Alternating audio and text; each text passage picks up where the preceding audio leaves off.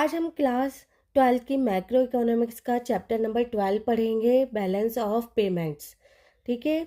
अब इसको हम शॉर्ट फॉर्म में बीओपी कहते हैं या बीओपी अकाउंट्स बोलते हैं।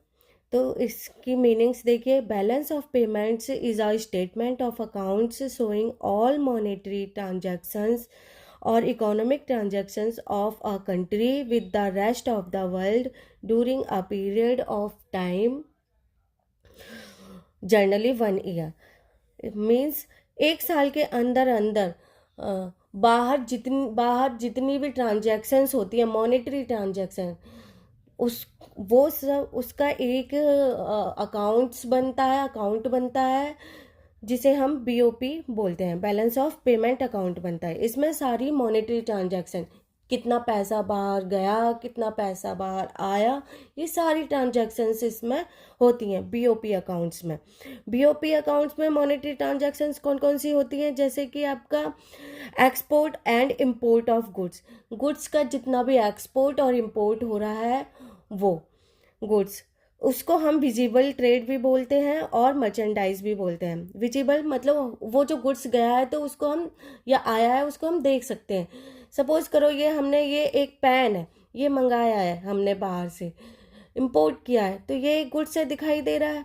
ठीक है, तो यही इसको विजिबल ट्रेड बोलते हैं, जो हमारे बॉर्डर को क्रॉस करके कर रहा है।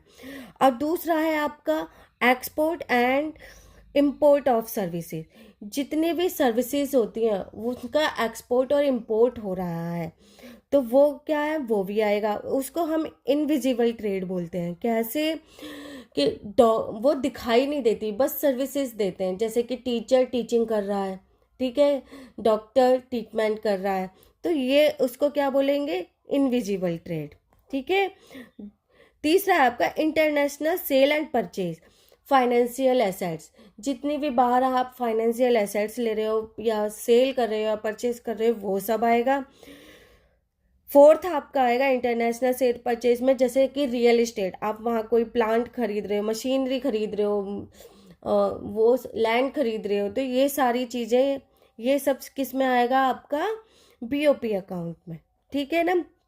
अब इसमें क्या होता है, इसमें इतनी सारी चीज़ें होती हैं। ठीक है ना, आपको समझ गया कौन कौन सी मॉनेटरी ट्रांजैक्शंस होंगी इसमें, एक्सपोर्ट और इंपोर्ट। ठीक है, ठीक से समझ में आया होगा।